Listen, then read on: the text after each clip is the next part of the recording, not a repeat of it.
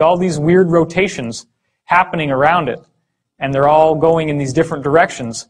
What that actually, and it becomes so fast, it's like, you know, if you move it fast enough, which I'm not really capable of doing, it would just start to be all red.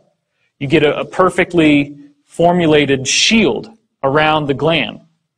When you do that, you have now shielded off all of the electromagnetic, gravitational, and otherwise, well, not gravitational, but all the electromagnetic, the radio waves, all the energy that gives us a reference in space-time.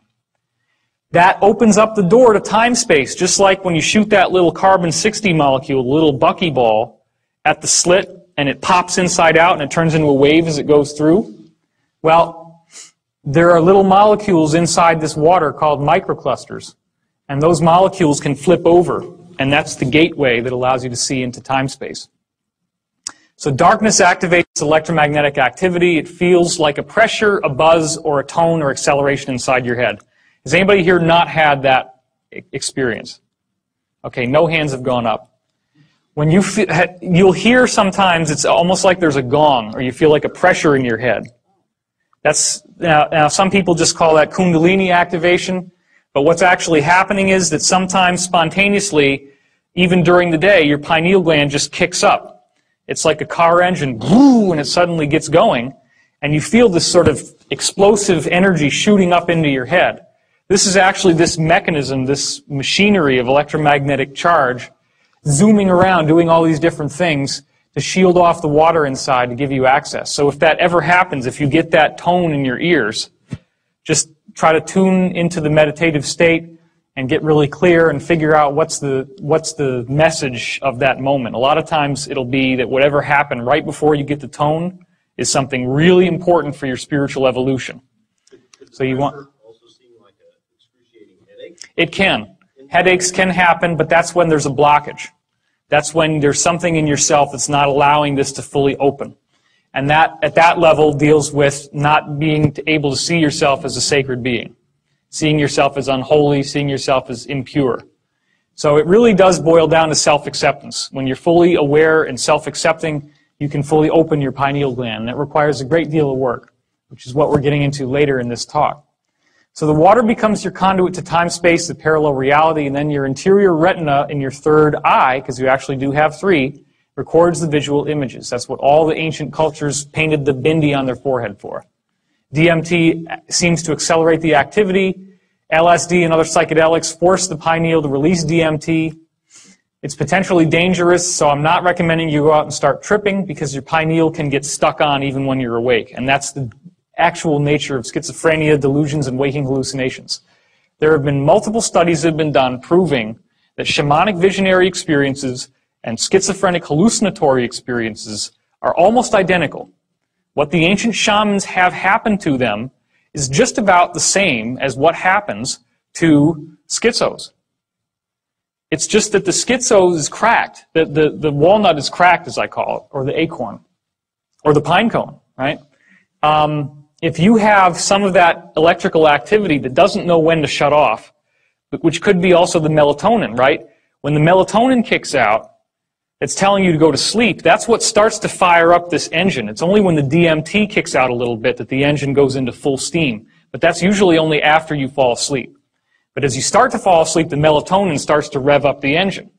Well, a schizophrenic doesn't get enough sleep. That's one of the things that every study has shown about schizophrenia. They are insomniacs. So if you do that enough, then melatonin more and more will start to be synthesized while you're awake, and it starts to open your gateway, and you start getting these hallucinations.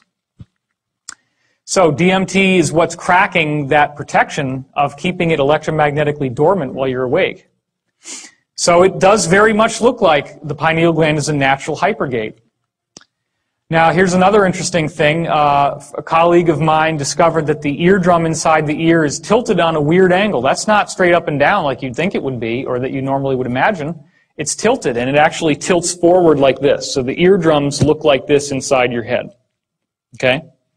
What he found was that he could build microphones that had this orientation, like where they are in your head, and he gets a three-dimensional recording. So if I were to take one of these mics and put it here in the room, and then somebody ran over through the back screaming, And then we take his speakers, because he built holographic speakers, and you pop the speakers right there in the same exact room, and you press play on the tape recording.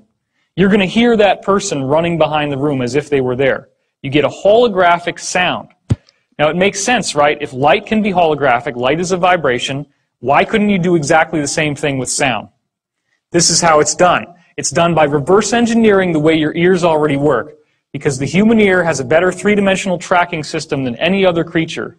The only creature that even comes close is the owl, which obviously for the hunting purposes.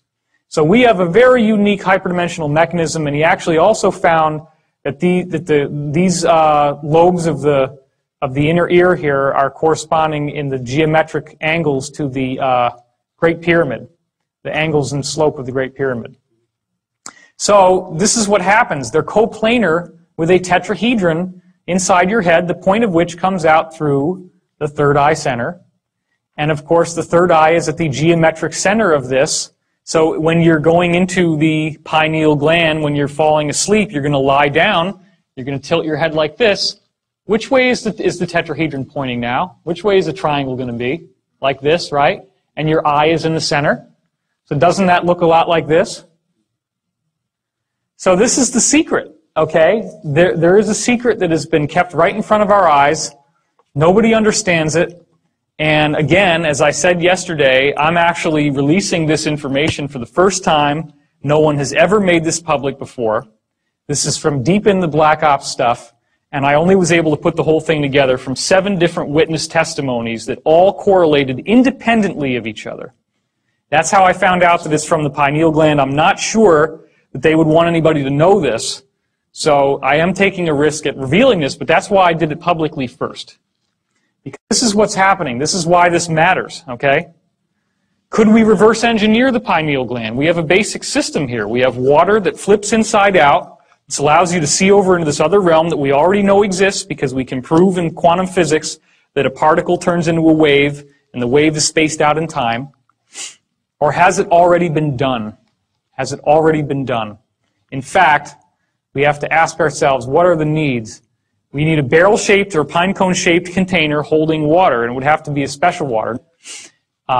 Then you have to have an electromagnetic shielding capability. Like I was saying, you got to have this system that can do all this kind of stuff inside in order to shield it off from space-time.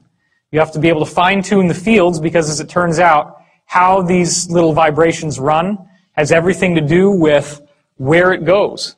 It's like Google Earth. Everybody here use Google Earth? You ever seen it? You can click on something and you zoom in on it.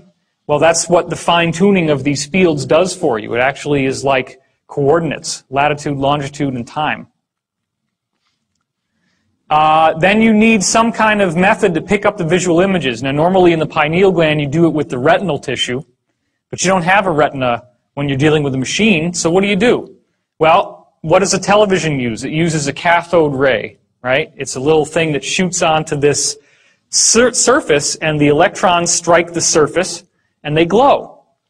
Well, an ionized gas is going to glow if you strike it with this energy, so why not squirt an ionized gas in the middle, and then that might pick up the visual images? Well, this is what it looks like. This is real. Yesterday and today is the very first public unveiling in a public presentation of Project Looking Glass. Well, this is what it looks like. This is real. Yesterday and today is the very first public unveiling in a public presentation of Project Looking Glass. A human being is about this tall. This is built in underground bases. It is colossal in size. And what happens is when you fire this thing up, these rings start going in all different directions. It shields off the barrel of water inside, which is just like your pineal gland. The water inside flips over into time-space, which then captures argon gas, captures visual images, and this is what it looks like. It becomes huge, glowing, all the way out to these posts, which are used as stabilizers for the energy field. Now, it doesn't start out with an image of the Earth. That's just there as a placeholder, although you could see the whole Earth like that if you wanted to. That's not usually what happens. Well, contact, right? We have been given the technology right in front of our faces in the movies. They just don't tell